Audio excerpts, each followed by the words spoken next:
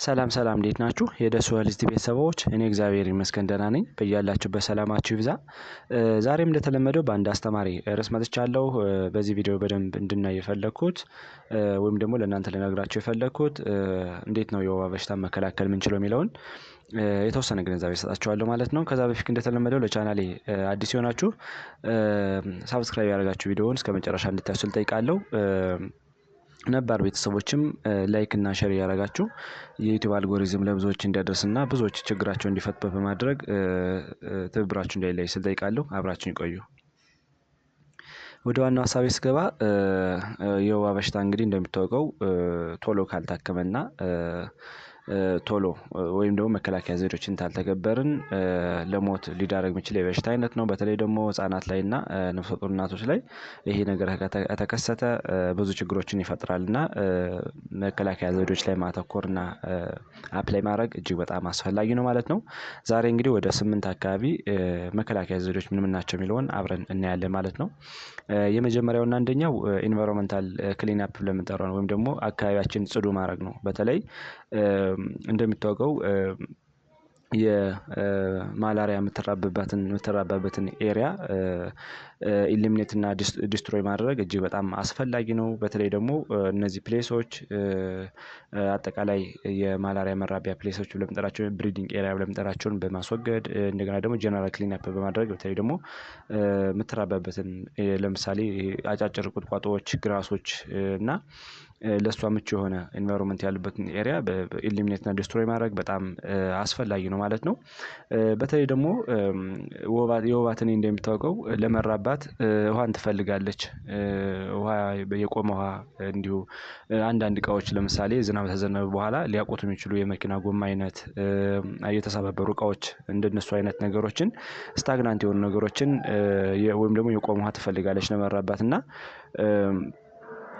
ስለዚህ እነዚህ መራቢያ ቦታዎችን ማስወገድ ነው። በተለይ ደግሞ ብሪድ እና ግሮ የምታደርግበት ኢንቫይሮንመንት ማስወገድ አለብን ማለት ነው። እንግዲህ በተለይ ደግሞ ይሄ መራቢያ ፕሌሷን ስናስወግድ እንደሚታወቀው የተለያዩ ነገሮች ይኖራሉ። ለምሳሌ ይሄ ፕሮፐር የሆነ ድሬኔጅ መጠቀም፣ የቆመ ውሃ ካለ እሱን ማፋሰስ አለብን። ውሃ በተለይ ደግሞ አንዳንድ ውሃ የሚያቆሙ ኢንቫይሮንመንቶችን በደንብ ሳሮችን አንዳንድ ኤሪያዎችን በደንብ ማስወገድ አለብን ማለት ነው። ከዚህ በተጨማሪ የሚቃጠሉ ነገሮች ካሉ ለምሳሌ እነዚህ አንዳንድ ጣሳዎች ሊሆን ይችላል፣ አንዳንድ እቃዎች ሊሆን ይችላል፣ ውሃን ሊያጠራቅሙ የሚችሉ ነገሮች እንዲሁም የወባ ትንኝ ለመኖሪያ አመቺ የሆኑ ኤሪያዎችን በደንብ ማቃጠል አስፈላጊ ነው ማለት ነው። ስለዚህ እነዚህ መተግበር አለብን። ሁለተኛው ደግሞ ስንተኛ ብዙ ጊዜ በትሪት በሆነ መስኪቶ ኔት ወይም ደግሞ በዛንዚራ ብለን የምንጠራው በሱ ውስጥ ገብተን መተኛት አለብን ማለት ነው። እንደሚታወቀው የወባ ትንኝ ብዙ ጊዜ አክቲቭ የምትሆነው ማታ ሰዓት ነው እና እንቅልፋችን ስንተኛ በተለይ ደግሞ ሰውነታችን በመንከስ በሽታው ልታስተላልፍ ትችላለች ማለት ነው። ስለዚህ በኬሚካል የተረጨ ዛንዚራ ወይም ደግሞ አጎበር መጠቀም እጅግ በጣም አስፈላጊ ነው ማለት ነው። እንደሚታወቀው ብዙ ጊዜ ስንጠቀምም የሆነ ቀዳዳ ሆል ምናምን ካለውም ቸክ ማድረግ፣ የተቀደደ ነገር ማለት ካለውም ቸክ ማድረግ አሪፍ ነው። ምክንያቱም በቀዳዳው ልትገባ ትችላለች ማለት ነው። ከዚህ በተጨማሪ አልጋውና ዛንዚራው በደንብ መግባት አለበት። የሆነ ሆል ነገር እንዳይፈጥር በደንብ መነጠፍ መሰካት አለበት ማለት ነው። ከዚህ በተጨማሪ አንዳንዴ በተለይ ደግሞ በየ6 ወሩ ይሄ አጎበር እንዲታጠብ ይፈቀዳል። ስለዚህ ምክንያቱም አንዳንድ ነገሮችን ደስት ፓርቲክሎች ሊያጠራቅም ስለሚችል በየ6 ወሩ መታጠብ አለበት። ከተቻለ ደግሞ በየ3 አመቱ መቀየር አለበት በአዲስ ማለት ነው። ስለዚህ ይሄን መተግበር አለብን። ሶስተኛው መስኪቶ ስክሪኒንግ ላይ የምንጠራው ወይም ደግሞ እንደሚታወቀው አንዳንድ ማታ ስንተኛ ወይም ደግሞ በኦቨርናይት መስኪቶ ስክሪን መጠቀም አሪፍ ነው። ለምሳሌ መስኮትን እና በርን በስክሪን በመዝጋት ማታ ላይ ወደ ቤት እንዳትገባና ገብታ እንዳትነክሰን መከላከል እንችላለን ማለት ነው።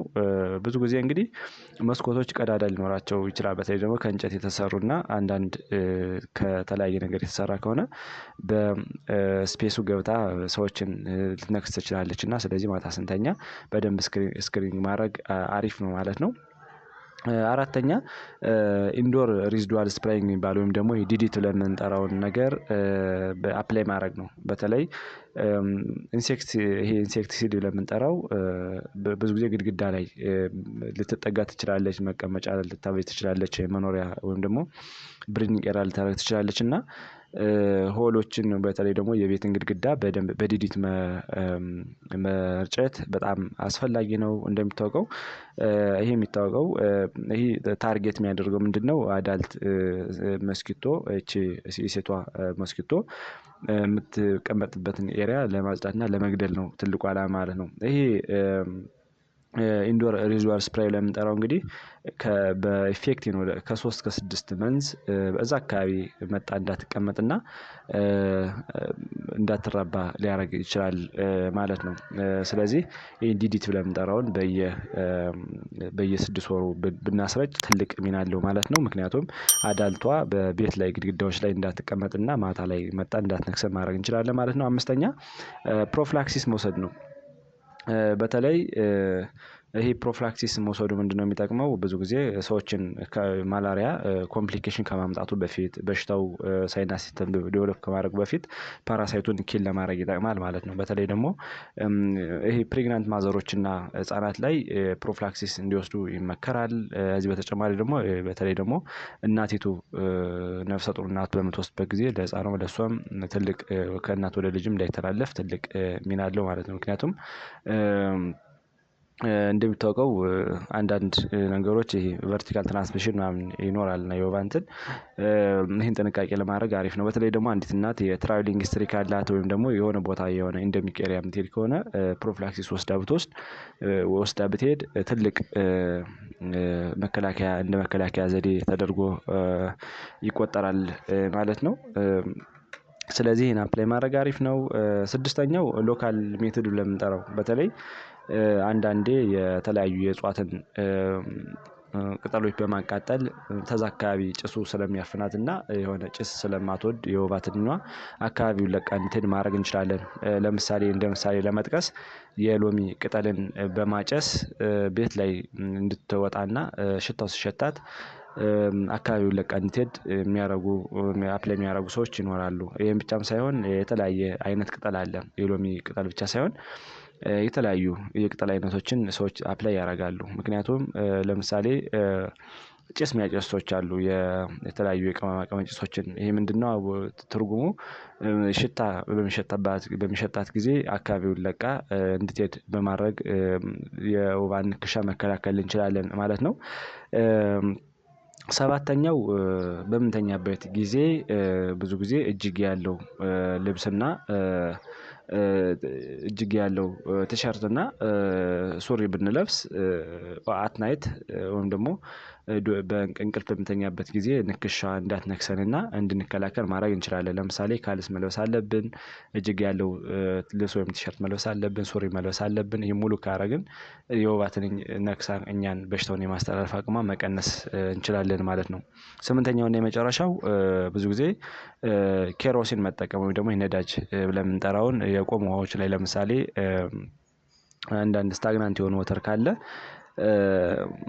ነዳጅ በሚደፋበት ጊዜ እንቁላሎች ወይም ደግሞ ይሄ እጭ ብለን የምንጠራው የማላሪያ መራቢያ ኤሪያ አየር ካላገኘ ብሪድ ማድረግ አይችልም ማለት ነው። ስለዚህ ኪልም ለማድረግ እነሱን የግድ ነዳጅ መደፋት አለበት ማለት ነው። ቆመ ውሃ ላይ እንደዛ በሚደረግበት ጊዜ እንዳይራባና በተለይ ደግሞ እነዛ እንቁላልና እጮች እንዲሞቱ ማድረግ እንችላለን ማለት ነው። ስለዚህ እነዚህን ነገሮች መተግበር እጅግ በጣም አስፈላጊ ነው ማለት ነው። ስለዚህ ስለ ማላሪያ መከላከያ ዘዴዎች አሪፍ ግንዛቤ አግኝታችኋል ብዬ አስባለሁ።